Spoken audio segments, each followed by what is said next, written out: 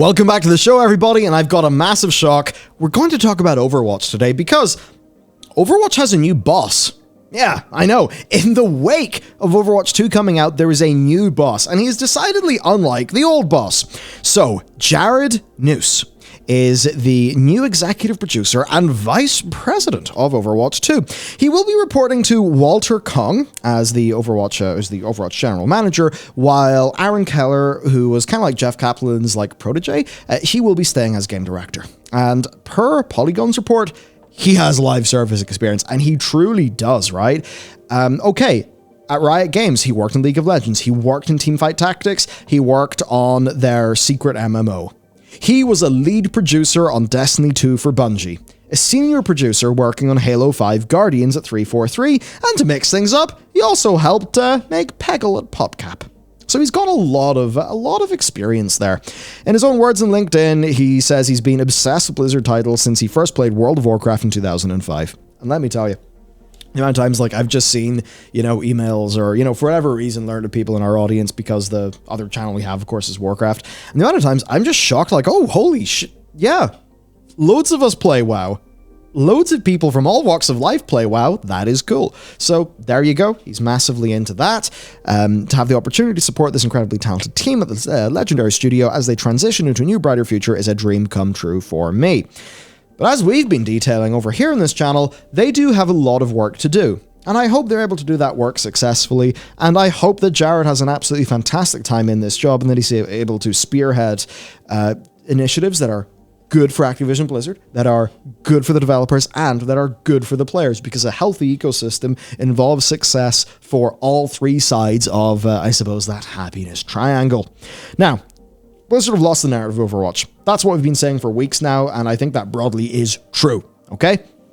It has found an audience. It's 25 million logins after launch. That's no small feat. But the endless controversy and stuff has just been so stupid. And as I've been saying constantly, it is an awesome game. I truly believe that. I actually do enjoy Overwatch 2 more than Overwatch 1, but it's a terrible product. It's completely fucked the motivational psychology and all of those things that you and I have discussed, to the point where the team has now been actively seeking player feedback via surveys that have been going out, and they've been making changes, potentially to avoid legal action in their bundles, where you can now purchase some of the bundled items individually. Because I think a lot of people, they maybe see the new Kiriko skin, they think, oh wow, look at that skin, that's really cool. Oh, I can only buy this if I also get a bunch of junk that I don't want? That, obviously felt terrible to people. Obviously, $19 for a skin is absolutely insane, considering that an Overwatch skin is nowhere near as cool as a top-end League of Legends skin that fully changes so many aspects of a champ, and of course also is always viewed by the player because of the perspective of that game. So our question then was, if Overwatch 2 is getting a new leader, what can they actually do? Okay? Because the developers of Overwatch 2, I think, are doing their best, their goddamn best, considering everything that's happened to them. I mean, it's a very unenviable task, having to take one of the most beloved games of recent memory and kind of relaunch and redesign it with a new monetization model in a way where they know that's not what the players wanted. The players wanted to just keep on playing Overwatch 1 and have lots of content for it, right? And this is also in spite of multiple restarts and rescopes during development. I'd heard that Overwatch 2 that we have now basically was put together in a year, because they had to make the very hard call where they basically were like, right, if we release this full thing as a $60 game, maybe $70 game, with a full campaign, full PvE endgame, and full PvP, I mean, maybe it'll be 2050 by the time the damn thing comes out, but I think they understood that Overwatch as a brand would have just withered in the vine by the time that could happen. So they had to make the pragmatic choice to get an Overwatch 2 release out there so they could still capture some of that lightning and actually have people caring about the brand again. And with the 25 million, I think they have undoubtedly done that. But maybe this has been at the expense of whatever PvE would have been if it existed in the context of a $70 game, which is kind of unfortunate. And there is a downside for Activision Blizzard as well. I remember we recently covered Modern Warfare 2. Not many of you watched that video, but one of the key points in that was the 600 million. Now, when we were recording, it was 600 million. Very shortly after, that number was actually 800 million, which does go to show the sorts of revenue earning potential that Overwatch 2 would have had as a full box product, but evidently they just could not get that out in time. So we want to think about how you could fix Overwatch 2, but it's important to say this is Overwatch 2 as it is. Like, what could Blizzard literally do right now? So free to play with a battle pass, Genie can't go in the bottle. Basically, here's our feedback, okay? Number 1, unlock all of the legacy skins and existing content from Overwatch 1 for players who had an account registered before launch day. Yeah, you'll take a hit in microtransactions, but it will also engender some good faith and then, you know, refund the people, like, in, I don't know, in some way, right? Something like that. Now, will that mean that the new players feel like they have a big library of things to unlock and not have maybe the older players being angry comparing Overwatch and Overwatch 2 in value? The answer actually would be yeah. So, I mean, that kind of would make sense. Alternatively then, a gameplay-focused route to unlock all of the legacy content, right? Now, this could be potentially quite good, because in earning these through gameplay, you could actually get people playing the game more and more and more and more, right? Maybe you do this with crafting materials, special challenges. I mean, as an example, what if for every single character, they had a big list of challenges, almost like character-based achievements, and for filling out those achievements, you would actually earn some of those legacy skins or something, or earn some materials, like legacy Overwatch coins. I mean, they literally have legacy Overwatch coins in the game. They could probably expand on that system, use those for the older skins, right? It could be a bit of a grind, but maybe it would feel more fair and also more rewarding because players would still have the thing that they enjoyed from Overwatch 1, which was, I progress in-game, I get box has loot. Now it would be, I progress in-game, I get currency, I buy skin, I'm happy. That would have worked. Also then, the weekly challenges must have a more reasonable rate of Overwatch coin drops because, I mean, a month of grinding is not enough to buy a weapon charm.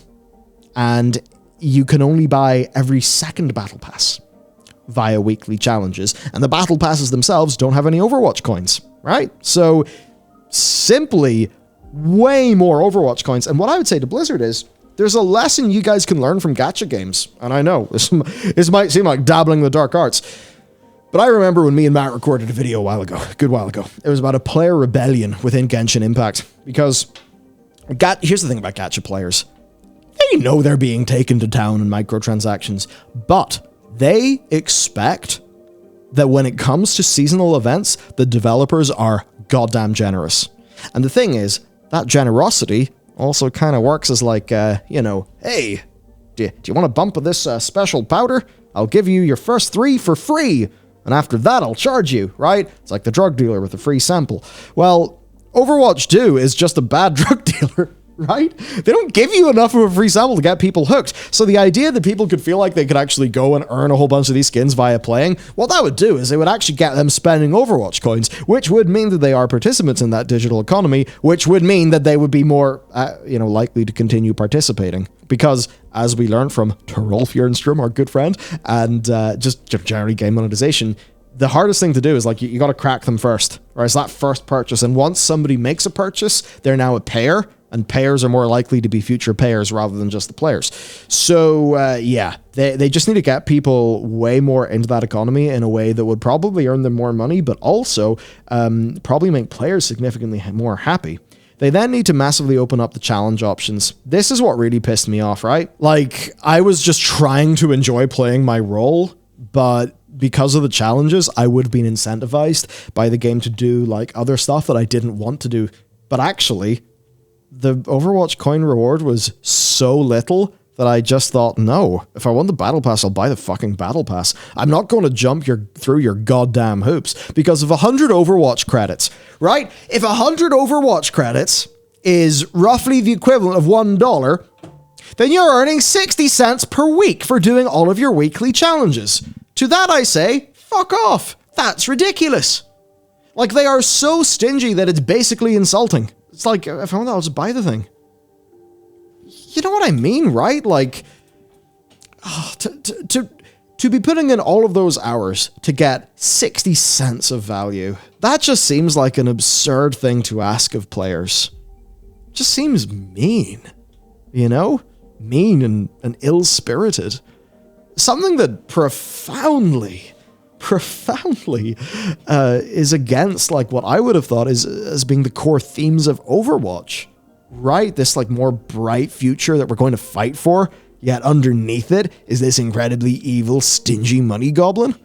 It just doesn't feel right. It doesn't feel right at all, right? So, nah, no way, man. So, they need to make those challenges also be just like less split up. I mean, as an example, Apex's recent system is to take the 11 challenges each week and then break them down into being completed either in Battle Royale or non-Battle Royale. So that basically, look at this. Players can have more choice in actually playing the thing that they want to play. Incredible, right? And these challenges also, they should last all season, because in Apex and Fortnite, new sets of challenges open each week, but they do not expire until the end of the season. And that means players feel like they can progress at their own pace without the FOMO. Blizzard doesn't have that shit. We then have got to talk a little bit about near future stuff, so Battle Pass 2 and beyond. Simply, the second Battle Pass should have enough premium currency to pay for the next Battle Pass if you buy and complete it. That is the most basic thing that other Battle Passes do, right? And the reason why they do that is because it's turning you into a payer. You have paid. It seems better value that the credits you earn from one will be able to buy the other for you, but you maybe see a skin you really like in the daily rotating shop and you have some Overwatch credits, you're like, maybe I'll buy that. It's a natural way to get people to actually get involved in the economy. Other games do it. Blizzard doesn't do it because, honestly, Overwatch 2 is completely boneheaded in its design. I mean, even Halo Infinite has done this as of Season 2, and it is actually especially incentivized not to implement that because its battle passes do not expire once they've been purchased. You can just turn on an old battle pass if you want to keep on going through its rewards, which again means you are not paying for the potential to get something that'll then disappear. You are paying for actually the potential to 100% be able to get that thing in the fullness of time no matter what, and that feels a lot better. They also then need to review the role queue. It's really screwed right now. It's been fantastic for me because I play support. I love Baptiste. So role queue is great for me, but there are issues like tanks are facing horrible wait times, a lot of issues like that, and then when some of the challenges are depending on a role queue thing, it can kind of exacerbate that, so they need to think about ways that they can fix that situation up. But overall, what they need to do is a complete rework of monetization, right? I mean, especially in a world where you can buy a real-life weapon charm that you will actually get, and I don't know, be able to put in your keychain, that's cheaper than a virtual one, that if you're some of the characters, you'll just lazily plump onto your glove, which is ridiculous, right? So recognition is needed that Overwatch anchored the value of each item in the game for players, and that Overwatch 2 is not reflecting that value that players have come to expect. Overwatch being free to play has opened it up to more players. That is fantastic, but it still needs to work for everybody as a game.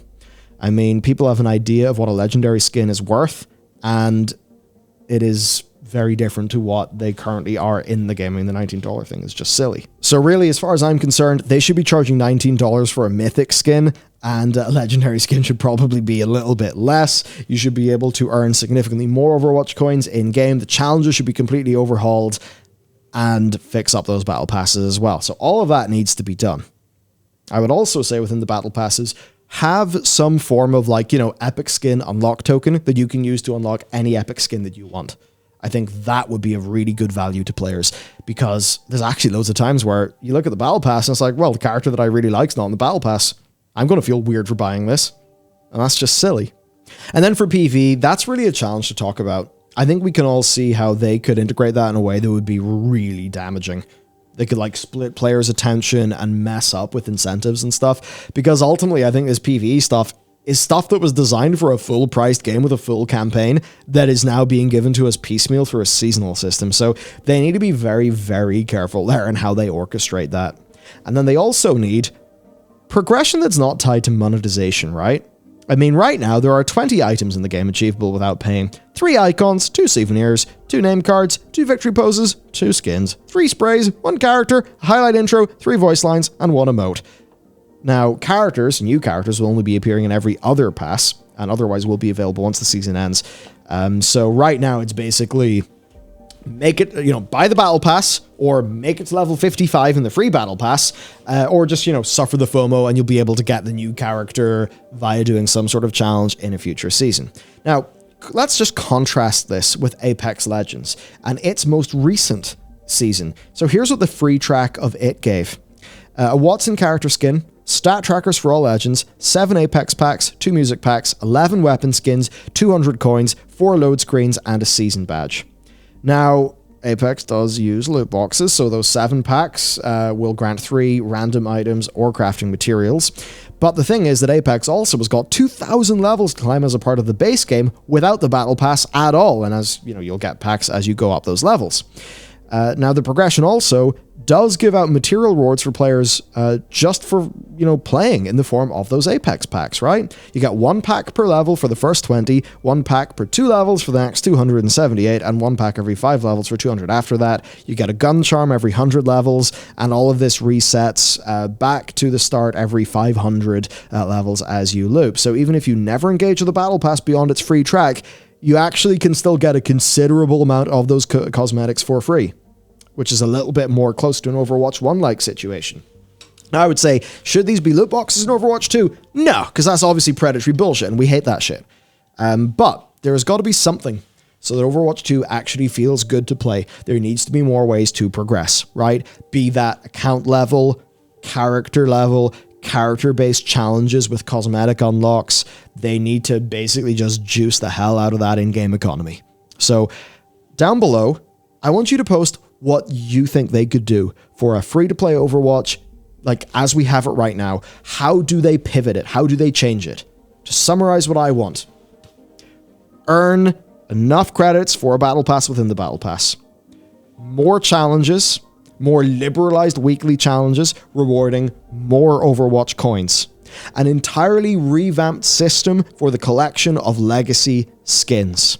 I think the battle passes should not expire either, right? That's just a basic selection of things. I think they just need some sort of core account level or something like that so that players just always feel like they're progressing, because, man, right now, Overwatch 2 is one of... I mean, it and Halo Infinite are just down there in the Z tier of live services that are well designed for player engagement. It's such a shame because Overwatch 2, in my opinion, is an awesome game, and I have absolutely loved playing it. Yeah, I have to live in reality. I have to talk about this as it is. To end, I will say to you, Jared, I wish you good luck. I wish your whole team luck. I hope that this team is able to pull things around, because I want a world where Overwatch is a big success and people feel happy about it. That's what I want. Okay, that's it for today's video. Let me know what you think. I'll catch you next time.